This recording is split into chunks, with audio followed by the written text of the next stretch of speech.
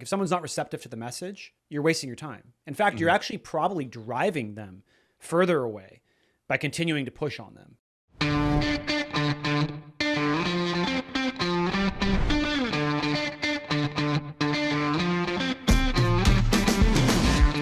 All right, everybody. Thanks for listening to another episode of the Bitcoin Bottom Line. This is CJ Wilson, and I have a special guest today, the host of Smart People Shit, Dennis Porter, coming to us live from an undisclosed location in the Pacific Northwest. Dennis, how's it going? What's up, man? Very excited to be on here with you today. Having you on, I've got my jacket on. We're classing it up a little bit. Let's talk. You got your. I know this is like probably one of your first podcasts from your new setup, your new studio. Yeah. I'm going to kind of jump right into it. Lately, you have been very vocal on Twitter Spaces, hosting. Now, obviously your podcast is taking off. You have a lot of people. You have your own Telegram group that is very active. I'm constantly getting notifications in there. Tell me a little bit about like what prompted you to just like go full throttle on the boat and just go straight into the Bitcoin lake? For me, well, I got involved in 2017 in the sense that I, became aware of Bitcoin and wanted to learn more. Was just digesting any content that I could get a hold of, which was very limited back then. Nowadays, we have too much content to digest. It's impossible. Mastering Bitcoin was the first book I read.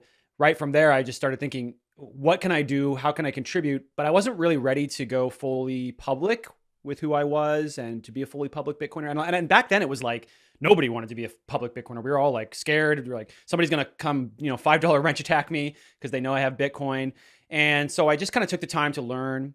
And eventually I decided to start mining. So I started mining for a little bit, got into that, really enjoyed it, wanted to go all in completely with mining. And the lady was pretty much against that. She told me that if I bought one more mining machine, that she would be kicking me to the curb. She threatens me regularly to kick me to the curb. So it's a good it's a healthy relationship. But I was going to say my wife actually kicked the miners that I had out of the house because she hated that white noise of the fan spinning all the time and the little bling, you know what I mean, every once in a while. You know what? The funniest part is she liked the sound. It was crazy. I thought, okay, so we start with like 1, you're just kind of like playing with it. 2, 3, 4, you're rewiring the house. You're putting in all sorts of 220 volt, you're hiring electricians. You're getting better power deals from the electric company, reducing your rate. You're building a box, shoving it out the side of the door, right? To get rid of all the heat because the garage is overheating. And I'm starting to get to that point where the sound is getting wild. And I'm like, there's no way she's going to lose it. Yeah. She comes down one time and I was like, the sound doesn't bother you? And she's like, no, I kind of like it, actually. It's like a white noise machine. I was like, I thought it was a match made in heaven for sure. But then all of a sudden, she really got upset with how much I was investing in it. I mean, I was fully orange pilled very quickly, right? Like it was all of a sudden realization that, oh my God, this is the most incredible thing that's ever been invented. I need to do anything I can to be getting more of this as fast as possible. And mining was like very hot in 2017 to be a small to medium-sized miner. Wanted to go really big, but she was just like, you're literally going insane. You can't do this. This is really rough for me. You're making me feel like unstable, basically. So I was like, okay, I'll back it off. And took the next, 2 years, 3 years, just kept learning and understanding Bitcoin. But it wasn't until, I would say 2020 and Michael Saylor coming onto the scene that I really started to get FOMO about getting out there and talking about Bitcoin. I had always had, like I said before, that kind of reservation, like, I don't know if I want to be a public Bitcoiner. And then I saw this Michael Saylor guy and I was like, this guy is he has a whole life of credibility and money and everything. And he's putting it all on the target. line. Yeah, yes. He's a massive target by coming out there and being like, oh, I bought 15,000 Bitcoin or whatever. Yeah. And I think that's what's really interesting is I think you go through this arc, right? It's like in Hollywood, you talk about the story arc and you have, it's 5 acts or 3 acts or something like that. The first act is like you get to know somebody. And then the second act is the challenge. Third act is the resolution. I think for Bitcoiners, you get into this sort of like, curiosity accumulation phase, like, and then all of a sudden you get to the finality of like the conviction, right? Like the heavy conviction. That's when you start buying miners and you're like, you know what? I don't have to eat meat for like 3 weeks. I can just eat top ramen and take my meat budget and put it towards miners. And then and then you get to this plateau where you're like, okay, it's affecting my life so much that it's like it's hard for me to balance out my real life, with this Bitcoining that I'm doing. And then you sort of like, I think, make the choice to either stay in the shadows or come out of the closet as a Bitcoiner and say, hey, I'm here to like help people and tell you about my journey, and then it's like, hi, CJ, oh, you're a Bitcoiner, okay, let's hear your story. And I think that's a very similar arc that a lot of people go through. And so when we get to the stage that I think you and I are at, where we're sort of out there in the public eye, we're tweeting replies to senators, replies to, congressional appointees and stuff like that about their stances or whatever. There's another phase of the game now, right? Where we're sort of unifying on this plateau, and a lot of the people are kind of getting together. And one of the things I wanted to talk to you about was just how, like, you and I think both have a parallel vision of this as Bitcoin as a bipartisan unifier, right? So, can you talk a little bit about maybe the background that you've done in politics and how you see that? Because you're from a different state than I'm from, obviously, and you have different experiences with that. So, help our listeners understand a little bit about your take, and then we can kind of work together on that. Yeah. So just a little background for me on politics. I grew up extremely conservative, very religious, lived on the mission field for 3 years, even with my parents, and had a very deep appreciation for the, religious freedom in this country and some of the conservative values. Obviously, since then I've left the church, and I would say I'm kind of just agnostic, but in that time I kind of swung to the left. I thought, well, maybe this is just my parents' teachings and my parents' understanding of the world. Maybe I should go this other direction. And being in Portland, Oregon, so it was where I live, not so secret. I talk about it quite a bit. It's pretty easy to, meet people that are on the left that think, that that's the way we need to go, that this is the direction that our country should go. And I spent some time over there, but it still didn't quite get what I was looking for. Eventually, I decided to jump into politics. I was really looking at it kind of from a more career type of perspective. Went to go to campaign school, got trained. I believe this was 2017, 2018. And then from there, I ended up working on several campaigns, was a campaign manager. I did 4 primaries where I won 4 out of 4 of the primaries. So I'm hoping with the next one we're working on now with Erica Rhodes will be 5 out of 5. And when I was in politics, I kind of had this understanding that, like, wow, everything is so divisive. It's not just Republicans against Democrats either. It is like, go to the party meetings and you'll quickly realize that the internal party politics are almost more divisive than the, red versus blue. And it really turned me off. And so I walked away from that thinking, I'm done with politics. I'm not interested in this. It's way too chaotic, way too crazy. One thing though, that I did pull out of it during my time there was this idea of single issue voters. And I came about it when I was exposed to this group in Oregon that was fighting to protect the timber industry. Seems like a small issue, but here in Oregon, they are very aggressively anti the timber industry. One of the things they do in Oregon is they weaponize legislation against industries that are predominantly Republican in order to kind of push them out and essentially, destroy the base Republican vote here in Oregon. It's a tactic that's used all over the country, actually, in fact. So it got so bad, though, that they were going to be totally crushed by some of this new legislation. So they got highly active in a very, very short period of time. And they started to dominate the conversation in Oregon. They started to dominate the elections. They started to dominate the conversation around which candidates to choose. And if you weren't in favor of what they were doing, you were like not even a part of the conversation any longer. So one of the things I took away from that, well, 2 things I took away from it. One, I was very extremely jealous and annoyed and irritated that they had so much power, yet they only cared about this one thing. It kind of made me feel like, how dare you only care about this one single issue? How dare you be so, myopic and so focused on this one thing? But inevitably, the reason they had to be so focused on it was because their livelihoods were at stake. Their businesses were at stake. Being able to pay for food to put on the table was at stake. And that's the lesson that I pulled out. And that's a lesson that I'm trying to attribute to Bitcoiners now. I think that we can be the most powerful single issue voter bloc in American history. I think that we have the potential to really galvanize a large group of people, because not only do we see Bitcoin as this thing that fixes everything, right? So we're not really single issue voters. We're actually single issue voters that are focused on, the economy, We're single issue voters that are focused on the environment even. We're single issue voters that are focused on family, that are focused on health. And this gives us an incredible amount of ability to reach a very large group of people, but it also gives us the ability to go extremely deep on this one issue. Like we saw Congress like sat still for like several weeks. The most powerful deliberative body in the entire world sat still because of this one amendment, this crypto tax reporting amendment.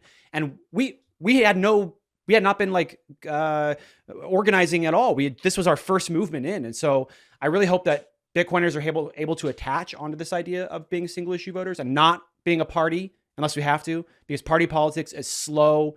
It's honestly, I sat at a party meeting one time and we debated the meaning of a word for 3 hours. That's what party politics looks like. Right. But when you're focused on the movement, like single issue voter, then you can be much more aggressive. And obviously, because you're doing a lot of work yourself, as I would say, considering you a Bitcoin single issue voter, you're out here talking to senators and making things happen. Because why? Because you're defending your business, you're defending your wealth, essentially. Yeah, I mean, I think it's interesting you say that about the politics being more divisive, because it's the same thing that happens in Bitcoin, where you have this schism between people that are like, oh, not your keys, and so you should never have it on exchanges. And if you have any Bitcoin on an exchange, then you're out. And it's like, okay. And then you have other people that are like, nah, it's okay. Use Liquid, use Lightning. You can have all these, like, you can have your custodial Bitcoin, you can have trading. And no, you can't trade.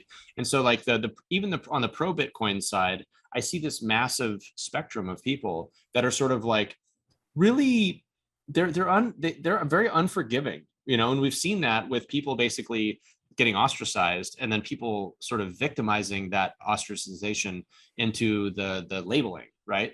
To say someone's a shitcoiner, a Bitcoiner, toxic, or whatever. And I think it's really interesting because right now we have a chance to actually have conversations with each other, right? And so if you picture the internet 20 years ago, when it was just sort of, the MySpace type of conversations, you could send a message to somebody, maybe an instant message. Now you can broadcast live human voice, which you can hear emotions and inflection and all that stuff. And you can have these roundtable discussions on Spaces or Clubhouse or whatever. So how do you feel like sort of the toxicity of like the party politics is related? And is that just sort of normal if you get too many people together on one subject?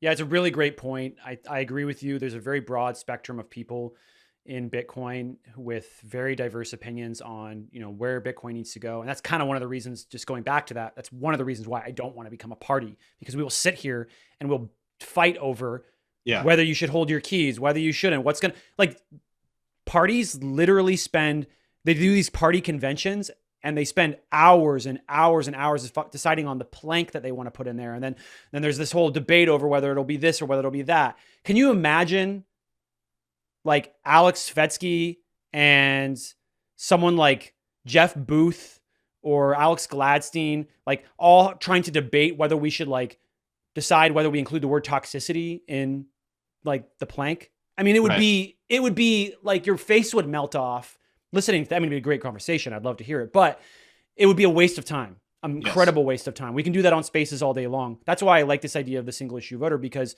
we don't need to worry about all that. We just move forward. If we need to make a party in the future, fine, let's do it. I don't have no issue with that. But yeah, there's so much to be done. There's so much to be done before that's necessary. I think, and that's the way I look at it. I think people that want to get into the minutia, and like I said, everyone's at a different space in their arc, right? Everyone's at a different speed or a different RPM or whatever you want to call it. Some people are out there buying miners, mining at home. Some people are out there building a mining company. Some people are building their own app or their own website or, podcasting or whatever. Some people are just listening for the first time and they're like, I have $100. What do I do? And I think there's this like broad spectrum of like where everybody comes in, and you have to have a bucket, you know what I mean, that people can land in and like just sort of get up to speed. Right. And the get up to speed bucket is not necessarily the Alan Farrington or the Svetsky or those guys that are very drilled down into minute levels of like details. And I was listening to Svetsky talk earlier today about, just like democracy and like types of governments and stuff like that. I'm like, man, we are so far away from like what a beginner needs to be hearing in this particular conversation. It's almost like you need to have like a sort of like a pilot's rating. You know what I mean? Where it's like, until you've completed these things, maybe it's the Sailor Academy, until you've completed these things, don't worry about this upper level stuff, because it's like trying to juggle while you're running, and while you're like playing the harmonica. Like, there's only so many things you need to ask people to do when they're first getting into it. And I think that's where, like, it's interesting, because I feel like Bitcoin is like a massive incentive to have a continual learning path. And you and I both have discussed that before. Like, so for you right now, you're out there learning more about Bitcoin as you go, right? We've both been in it about the same period of time. I feel like there's so much content. Where do you go? Like, what helps you, I guess, just make that progress, so you keep getting not necessarily deeper into it, but just more well-rounded, or more skilled, or whatever you want to call it. The funny part about where we are with content creation is, fortunately, I don't have to choose anyone in particular. There's a lot of incredible writers out there. You brought up Alan Farrington. You also have Tomer Strolight, who does some incredible short pieces. Awesome. And I think it's like, this is the wild part, is we don't need to go to one place to find it. But like, if I'm going to listen to a podcast, I mean, it really comes down to the quality of the show, the quality of the guest, the quality of the conversation. And it's really hard to beat guys like Peter McCormick, man. I mean, he brings on some of the best people, and he's just a great interviewer. And some people don't like him, and that's that. But he does an incredible job with that show. I listen to it not just to gain information, but also for formatting and for understanding how to run a good show and have a good podcast. Obviously, I've always listened to Marty Bent and Odell with the Tales from the Crypt. They do an incredible job of keeping it of a more, like you say, almost like that maximalist, very pure message that is needed sometimes when you're in this space and you are Bitcoin only, like myself. So I go to several different places, but I try to stick to people that consistently want to bring high quality content to the space, because I don't have to worry, like, when I listen to the show, like, yeah, there's a lot of stuff out there that's entertainment and but it's like, for me personally, I have very little time to digest content, because I have 2 shows that I'm running now. So I have the smart people shit, and underneath that, I also have the update. So it's constant. And when I want to digest content, I got to make sure that I'm maximizing my time. So I'm either going to the best writers or the best podcast creators out there. So how do you juggle the content creation and prepping to create content versus digesting the content? Like, I have a full-time job, so I'm kind of like trying to read articles on the side. I've got TweetDeck up or something like that. I'm listening to spaces or podcasts. Especially, I mean, for me, the only time that I really have is when I'm like walking the dog or pushing the stroller around the neighborhood, where I can have headphones in and no one's disturbing me, where I can get a good 45 minutes of just like absorption. Do you have like a Zen thing like that, where you have a budget for a certain amount of time per day, or how do you manage that? Yeah. So I have a pretty bad ADHD, so it's hard for me to just listen to something and not do something else. So I found that one of the best ways for me is to do the dishes, listen to a podcast, sweep the floors, do laundry, anything that's kind of like easy to do in the background with your hands, and then also listen and take in the content. And typically I pair that up. So maybe this is giving away too many secrets. I'm sure many podcasters probably already do this kind of thing, but typically what I do is I get good guests. I always want to have good guests. When I'm researching for that guest, I'm listening to podcasts, I'm reading articles from them as I'm doing other things. And then I'm writing down notes from those episodes of things I might want to ask that person. So it's kind of like a 3-for-1. I'm getting something done. I'm researching for a guest, and I'm learning, and I'm prepping, and I'm coming up with questions. So I try to get it all to be as efficient as possible when I'm digesting content, because I don't have time for just random, like, that's the thing, is like some of this stuff that Alan Farrington puts out, like, I don't even have time to digest it. It's like I almost need to invite him on the show just so I can fit him in, because I have to do my research as well, because I always want to put out good stuff, good content. But that's the thing, is the quality of the content. It's just going through the roof right now. It's absolutely tearing away. And so if you're not willing to put in the time and energy into researching your guest and to making sure you deliver super valuable content to the space, there's so much out there. People are not going to waste the time to, I wouldn't say waste the time. They're not going to take the time to listen to your stuff if you don't put the effort in. Yeah, so it's a massive, Bitcoin has become a massive magnet. It's drawing in all these extremely intelligent people. It's created these cycles, these beacon cycles or signals, where you have Saifedean or, Marty or Alan or whoever putting out these pieces of content, Jimmy Song, stuff like that, and they're blasting these things out, and because their messaging is so like consistent, or like topical, right? Like when you're going to a certain restaurant, you get the lasagna, another restaurant, you're getting the fish, right? And if you need, I think as you get into your own plateau as a Bitcoiner, sometimes you get a feel that, hey, I need to listen to Marty and Matt talk about, sort of self-sovereignty and taking control of things and how ESG is a scam. And then other times you're like, hey, I want to listen to Jimmy Song, like really plain text, the technology that's happening right now in his tech talk updates or something like that. So that's kind of what I do. I have a sort of budget, like I have an hour or two a day where I can try to mix in some listening content, and I try to rotate through some of these guys. And it's, Safe's podcast, Marty, Peter, some of these people, yourself. But to me, I think one of the most interesting things about the entire Bitcoin content space is the people that still remain relatively anonymous, like Plan B or GG.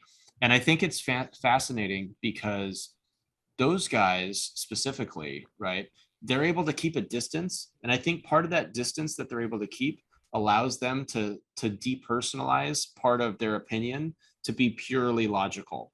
And when I read Tomer's stuff or Gigi's stuff, I find it so much more therapeutic than some of the other stuff that I get from other people, which is much more browbeating. They're trying to smack you over the head with a topic or, something like that. And so by the time Thursday rolls around, I need a piece of Tomer's sort of like brevity. I need his, I need something that's a little bit short and sweet.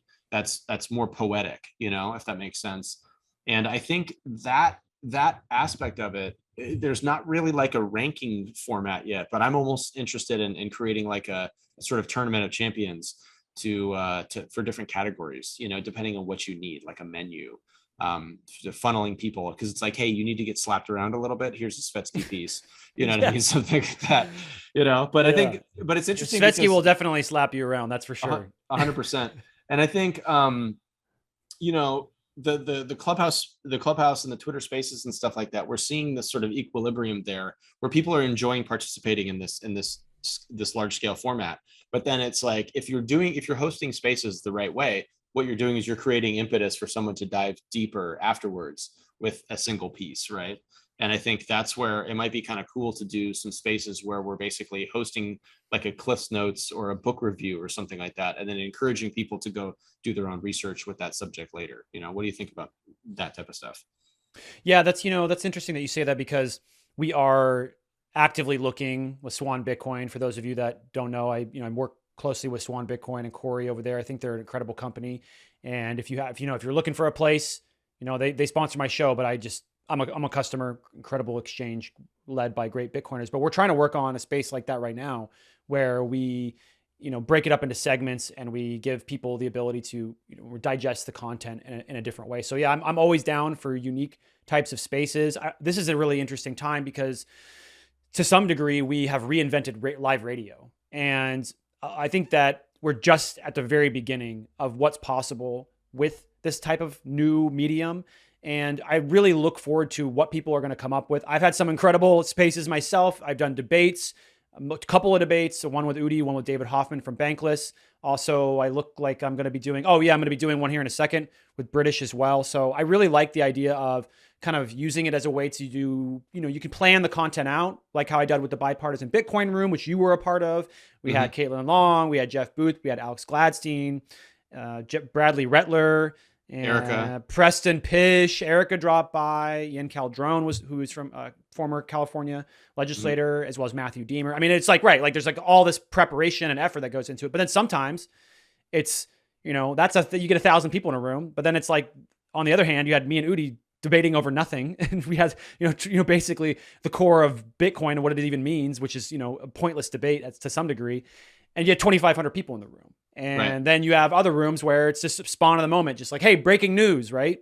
Yeah. So it's really interesting to see how people will use them. And I look forward to diving deeper on trying to figure out new ways to use it and really get people into the room, because ultimately all of us, what is our goal? We're trying to get people to buy Bitcoin. We believe Bitcoin is the future. We're Bitcoin only. And we want to make sure we can do anything to get in people's ears to get them to, buy this incredible technology that'll help them save their time and energy into the future. Yeah, I think the bullishness is constantly accelerated, right, by this highbrow intellectual conversation. It's very stimulating to have people debating, right? And now that they have the tips feature on Twitter, so I think the next interesting thing will be a sort of live scoreboard of people voting. Because if you can tip, you can vote, I love right? that. And so one of the things I posted out there after the tip thing was, hey, it's great that we can tip, but if we can vote through Twitter, right, live, then you can really score the debate, and you can have a moderator really go through and say, okay, let's look at the scoreboard here. And you have Dennis got 10 points or 800 votes and Udi got 700 votes or whatever it was.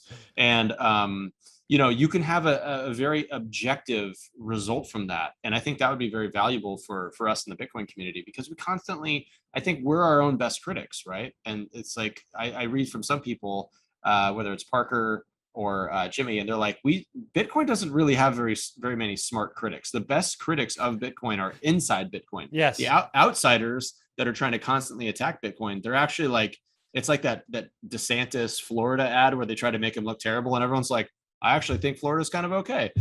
I think when people have bad arguments against Bitcoin, all it does is make Bitcoin easier to sell to people that are smart and understand it, And I think if we can get like a debate program, if they can do a debate API, that would be hot. I'd be super into that. Not that I'm trying to go out there and 8 Mile debate everybody, but I would definitely, I'd be interested in moderating. Try it out, man. It's a thrill. Yeah. I think debating it's something that I've always liked to do, but I've never done it in a public format. In fact, that debate with David Hoffman was the very first public debate I've ever done in my entire life. I was never on a debate team. I never did anything like that. I never debated people openly.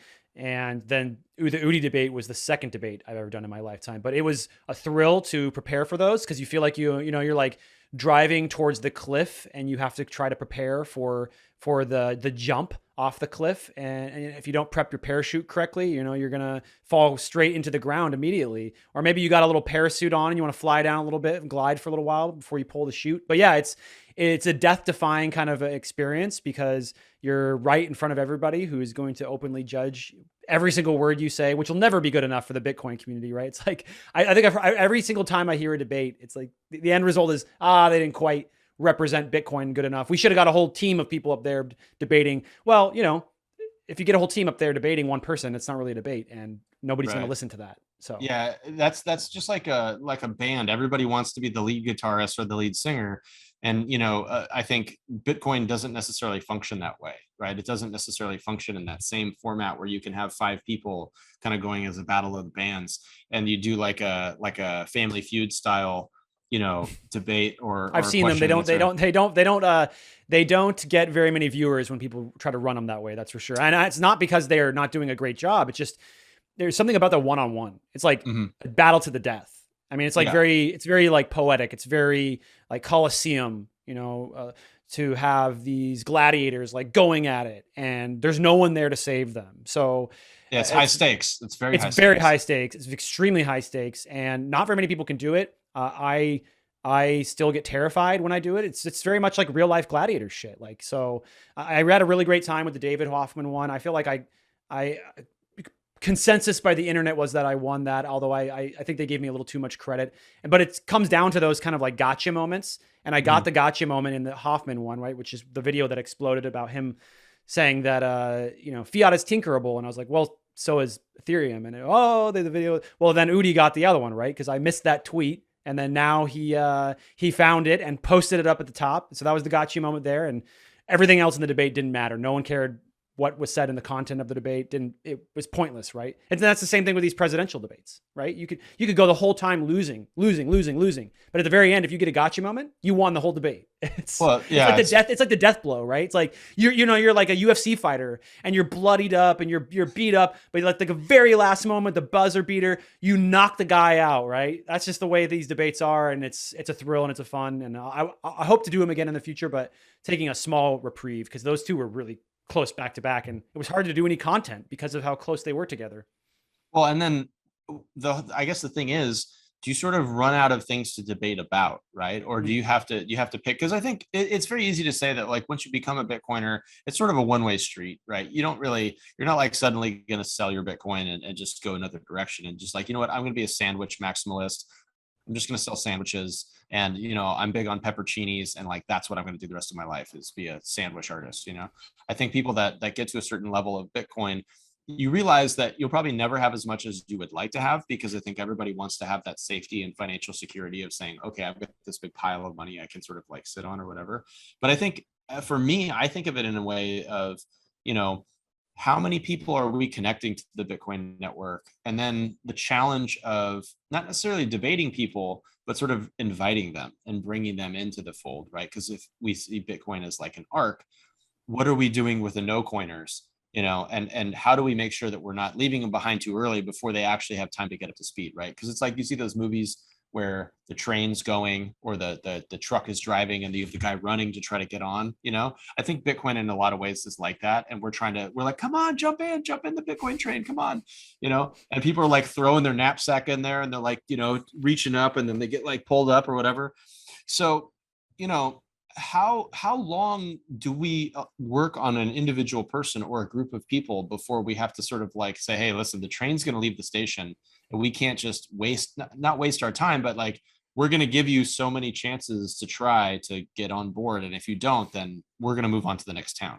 So how does that affect you with your sort of either your personal life with your family and friends, or through these spaces and through the groups and Telegram and podcasting and stuff?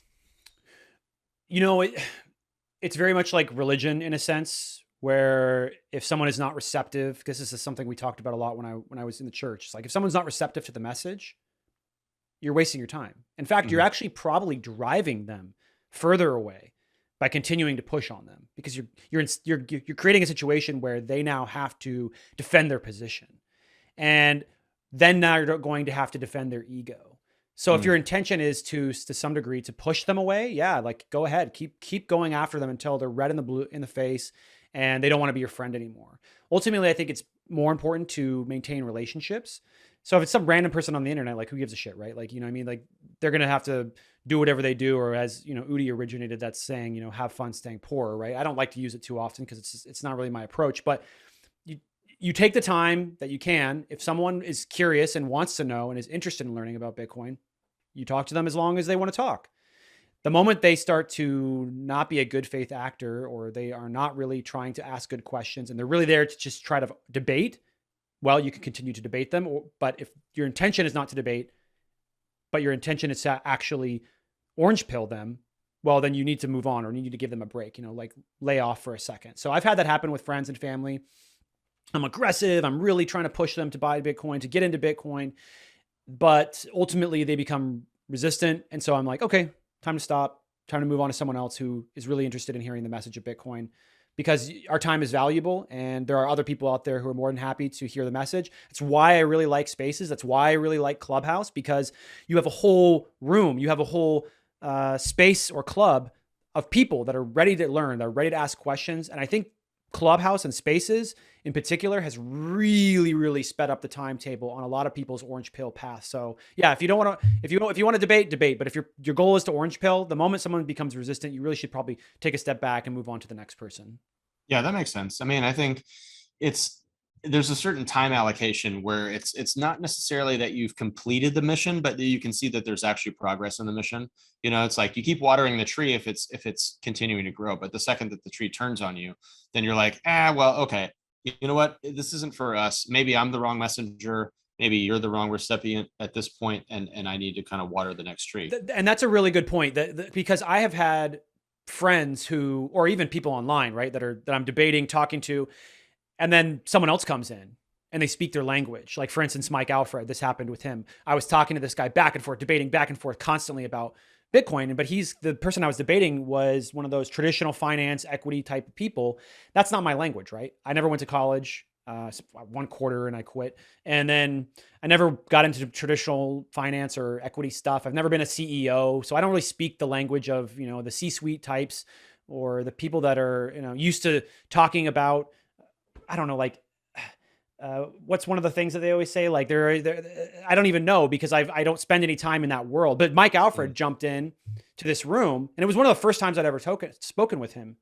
And immediately this guy who comes from that universe, like melted like putty in Mike's hands and was just like, oh, I get it. I get it. So sometimes it's not always down. Don't get hard on yourself if you can't convince someone. It's not always about your level of knowledge, which is important, but it's also about your ability to deliver a message in a language that they understand. So, bring a friend in, tag a friend in that comes from their world. And I guarantee you'll probably make a lot of ground with that type of person. Yeah, I think the empathy really works for a lot of people. And I think you have to understand what people's hot button issues are. I think for me locally, a lot of the farmers and stuff that are here in Fresno, they're seeing it as a hard money situation, right? Because they have tangible assets. They have a farm, they have water, they have plants, they have trees, they have fruit, they have nuts. These are the things that they see this cycle, right? They put in work. They're totally okay with putting in work. They get their hands dirty. They're okay with that. They want something they can hold, and the tangibility of Bitcoin is hard for them to really grasp. And then all of a sudden you're like, hey, here's the wallet, and they're like, oh wait, I can touch it. And you're like, yeah, you plug it into your computer, and then there you go. And I think figuring out how to deliver those empathetic messages to people, in a non-condescending way, because it's like part in the back of your head, I think, as a Bitcoiner is have fun staying poor. It's always in there, right? If someone's going to try to debate you, or if they're going to be like, oh, I put all this money into Polkadot and the chain split and blah blah blah, or Solana or whatever. And then you see some of these people that are like, oh, crypto is trash and I don't believe in it. And you're like, okay, that's a have fun staying poor person. Like, I'm going to cut it off there. Because if someone's unwilling to engage in the conversation at all because they think it's evil or something like that, that's a much harder thing to grasp. But if someone is an investor and they're interested in some sort of hedge, or they're worried about inflation, then I think that's where for me personally, I think if someone ever brings up inflation, I'm like, well, let me tell you about Bitcoin. And it's kind of funny, but the hard supply cap makes a lot of sense to people these days. Ever since we started printing to infinity, and ever since the Fed and the chairman and all these guys are coming out and being like, well, we just push a button, we print money. People are like, wait, what? You can do that? And now all my friends is like, oh, it has a hard supply cap. You can only have 21 million ever. And bing, all of a sudden it makes sense now that, like, I've been telling you this for years, and now all of a sudden you get it because they are actually printing the money we told you they're going to print. It's very funny to watch. Yeah, but I mean, for me though, I can say this from personal experience. Like, I didn't offhand love Bitcoin right away. I had to really take my time with it because I didn't trust a lot of the aspects of it. Because when I first heard about it, it was through the Mount Gox thing or through the Silk Road, and that was obviously negative stuff that was getting put out there. But now, obviously, I realized, okay, that some of that was just bad marketing from people that were anti-Bitcoin, realistically, right? And so, learning how to filter that out as a grown-up has been pretty interesting. But it also allows me to be empathetic of that journey, to know that it doesn't take 2 weeks to get it. For some people, it takes a lot longer. And the good thing about me being out there publicly as a public person that's a Bitcoiner is I think it has people seeking me out because they're like, hey, you tweet about this all the time. Like, can you tell me about something? I'm like, yeah, sure. Let's go to lunch. Let's talk about it. And I think that is a cool process when that someone bought in at 30 and now it's at 50, someone bought in at 18 and it's at 45 or whatever. And they're like, hey, thanks, man. I'm super up. I appreciate it. And it's like, hey, it's not going to be up forever. It's going to go sideways or down a little bit. It's going to be volatile, but that's part of the ride, and we're all in this together. And the more of us that are doing it realistically, then the more of a true network we have, where we can actually interact completely on the Bitcoin network, where we're buying things with Satoshis, like Bitcoin Beach and things like that. And, soon there will be 3 countries, 5 countries, 10 countries where it's legal tender, because that's the trend of everything, right? There's first, remember video phones, like from the movie Total Recall, that was like a thing.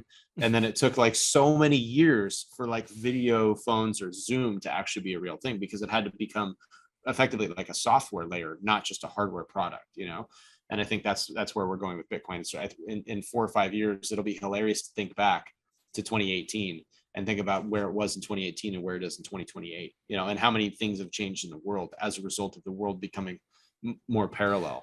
So, well, yeah, and people don't realize, I mean, think about history, like how far we've come in such a short period of time.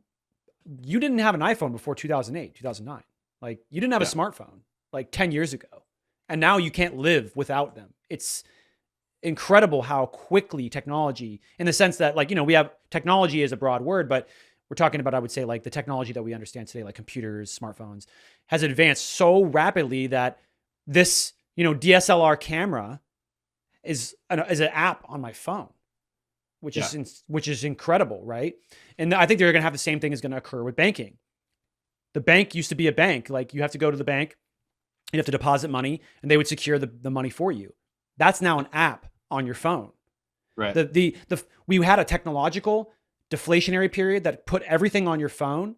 And now when it comes to everything, calculator, right? You got your phone, you got your map, you got everything on there. You're going to have the same thing happen with finance. You're going to have an absolute deflationary period when it comes to what you use on a day-to-day basis to track your finances, to store your wealth. It's going to be an app on your phone. It's going to be Strike. Strike, you can do remittances and you can buy Bitcoin already. Well, they're going to add loans. They're going to add payday. They're going to add it all. It's going to be one freaking app on your phone. And I think it's going to change a lot of things. And it's just the beginning. And that's just the one thing, is changing the finances, right? But once you change the finance, and I know you know this and a lot of other Bitcoiners know this out there, but once you change the financial layer, the base layer of society, which is what society is built on, you can't have society without money. I talked about this with Gigi just a second ago, and when we had a conversation. And once you change that, when you get away from corrupt money and you go to pure money, it's such a difference. You're going to see things change quite rapidly. You're going to see people change. You're going to see behavior change. And society is going to get tighter and closer and better. And we're going to cooperate on a level that we've never seen before in, I think, human society. So the last time it happened, I would say, would probably be during the last Renaissance. So I'm a big, big believer that this is ultimately going to lead to a second Renaissance, where we're going to see human beings go from, Alex Vetsi talks about this. They go from Homo erectus or whatever to Homo sapiens from fire, because we were able to digest, use nutrients better, more efficiently. And then once we move from corrupt fiat money to Bitcoin, we're going to evolve to another state. And I really do believe that. And so I really look forward to being on the other side with you of Hyperbitcoinization and seeing what the world is going to look like. I think it's coming much sooner than people realize. Oh yeah, well, it's already happening, because you're seeing the hyperinflation, and when people say, oh, hyperinflation is like Zimbabwe, well, maybe not necessarily, because the market cap of all the assets that's inflating is so big, that it's impossible to have the entire American economy have everything double in price, but some things will double in price, right? Some things will go up 30% because there's just not enough absorption capability for like home prices to triple in a short period of time. But there is absorption capability because of the loan process and fractional lending for home prices to go up 30%, which they have in a lot of places. Well, then Bitcoin is hyperinflating right now in front of us. Right. And I think that's a result of the money that's gone injected into the system, right? So when in a way, it's almost like the $1 trillion coin that they're talking about would have less of an effect, because it's not actually being distributed, So when they distribute this money and it goes to all these people, whether it's through loans or whatever, I think my prediction, and I'm just as passionate as you are about this, but I think you're very expressive about it. And that's why I wanted to have you on, because I think like we're both on that same parallel. It's going to benefit so many people when the quality of goods goes up, because then you're going to have less goods getting discarded into landfills, right? You're going to have people are going to think harder before they buy something, because they're going to want better stuff that's going to last them longer, because those hard-earned Satoshis that they had to work their ass off to earn, those are going to be so valuable that they're going to make better decisions on balance with their lives. And I think that opportunity cost is something that a lot of people don't understand, because they're in that fiat mindset. And I think Bitcoin gets you out of that completely and gets you into a real opportunity cost zone, where you say, I can have this or this, but I can't have both. Whereas the sort of shop till you drop, keep swiping is, I'll have both. I'll return the one I don't like. That to me is one of the most toxic things about society, is the way we're marketed to and shopped for, is that it's like, oh, you can just have everything you want right now and you'll pay for it later. Well, it's like, yeah, but you're not just paying for it later, you're also missing out on all these other things in the meantime. And later, that pain is going to be 8 to 20 times what it is today with that interest rate you're paying, because you're thinking about the opportunity cost that you missed out by not buying Bitcoin. I'm sort of like running out of time, and I don't want to take up too much of your time, but if you have a final thought, I'd love to hear it on just general gleeful bullishness. It's Q4. Typically this is where we see this elasticity come in. I don't want to talk about price, but I want to talk about adoption. How many more Bitcoiners do you think we're going to get in this next 3 to 6 month phase as Bitcoin remains bullish broadly? Yeah, real quick to touch on the consumerism, I think that you're right. It's definitely something that's going to go away. There's a reason why our grandparents used to say they don't make things like they used to. It's because they literally don't make things like they used to. When they were on a gold standard, they made things high quality because to get the pennies, which my grandfather would go around and switch the damn lights off for because he was so sold on this idea that the money he was holding was so valuable that he didn't want to give away a single penny to the electrical company. But they're going to start making goods in better and better quality to start to get you to give up your Bitcoin. You're not going to want to give up your Bitcoin for crap, right? So everybody's going to be on Bitcoin. All the quality is going to go through the damn roof. It's going to be an incredible experience to watch that happen, to finally get a car that doesn't break down every 5 years, to get a phone that doesn't become obsolete within, a couple of years as well. The battery dies automatically. It's planned obsolescence is a thing that's going away. So Q4 adoption, I think that the all-time high, I think when we hit a new all-time high, which I firmly believe we will, because the Fed is going to continue to print, they're going to continue to make sure this market doesn't collapse. They're pretty much stuck into a corner. And I think the price is going to go up to the all-time high. And once it gets there, that's when retail is going to come in and it's going to absolutely explode. I don't think we even should have dipped down. I think it was all due to the mining move and a few other factors that have been in play in the over-leveraged market.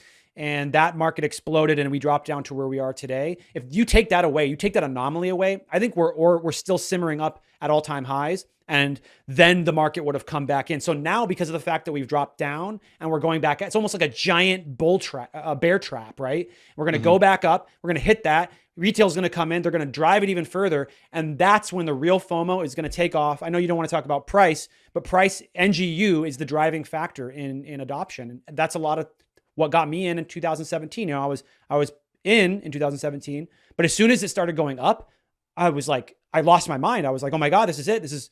We're going hyperbitcoinization right now. And every new entrant thinks that. So there's a lot of new entrants that are kind of just here, just getting their first sats, or there's industrial or institutional people that are just starting to be able to buy, and they don't want this thing to slip away from them. So I think you're going to see a lot of adoption happen really fast. You're going to see a huge amount of FOMO, especially if we get across all-time highs. And it's price, who knows where it'll go. It really doesn't matter. It's kind of irrelevant. But I think we're going to probably see 2 to 3, 4 times the current all-time high that we're at right now, at a minimum. Some people say 100K is it, but I think that's a pretty bearish number at this point. Yeah, I just think it depends on how many people start pulling their Bitcoin off exchanges, right? I think that's the number one factor, because if there's less Bitcoin on exchanges, less Bitcoin available, then there's less of it that needs to be purchased at higher prices to move the market. Because if people have if they're DCAing and they're just buying their $20 or $10 or whatever it is at a time, just kind of keep chomping it down, whether that's through Strike or Swan or any of these other services that are awesome that I use, then I think it comes down to like, all right, how much Bitcoin needs to be bought, $1 billion worth, $10 billion worth, $100 billion worth? Like, where does it shoot the price up where it maybe doubles in market cap or something? And I think that's where there's been a lot of people that have tried to use mathematical formulas, not saying plan B, but I'm saying people say, oh, if this much money comes in, it actually moves the market this much more. I think that's what's fascinating about Glassnode is to see on chain how much Bitcoin is long-term hold, right? And how old some people's coins are, because I think, and then that, and also what's the percentage of coins in profit, right? Meaning that like people have bought it below where they're at now. And, it's fascinating. And I think we could probably go on for 2 hours just debating, the instigators for that. But I think going back to tying it all in, Bitcoin as a single issue, as a single thing, it gets so much attention because it has so many different angles on it. It really is a 360 and three-dimensional kind of sphere that has this dramatic gravitational pull where you get so much focus, so much futuristic idea, so much, like you said, FOMO or emotional empathy towards it, because it's so much better than all these other things that we've tried to invest in before, because it's durable, visible, transparent. We know how much there is, right? And I think, and you can also say how much is like being traded, and you can see how much is moving, and you can watch the block explorer and see how much is being sent back and forth.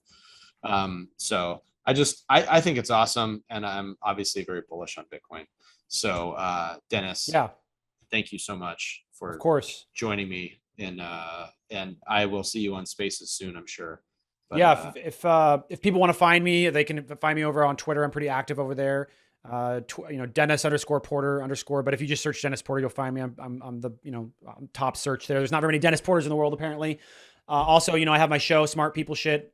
I've had you on there as well, and look forward to having you on in the future. But also my new show that I talked about, the update that's going to be coming on. Yeah, dude, thank you so much for having me be a part of this. I really love what you're doing in the space.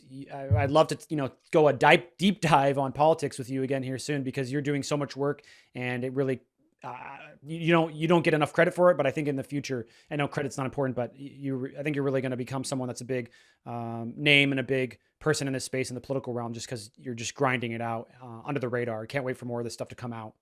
I'm just a humble business owner that really likes the orange coin. So yeah, exactly. Aren't we all? Yeah. But thanks, Dennis. Thanks for coming on the Bitcoin Bottom Line.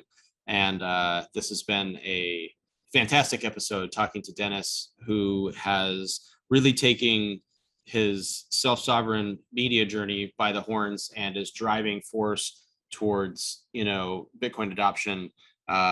Dennis is sponsored by Swan Bitcoin, and I think that's a great thing. They're out there promoting a lot of content. Corey and the gang are putting together some fantastic YouTube videos and things like that. So we'll be sharing some of those resources as well, especially towards the energy FUD and stuff such as this Machine Greens. So anyways, Dennis, I'm signing off, and I will see you soon. And thank you so much for joining me on the Bitcoin Bottom Line. See you, buddy.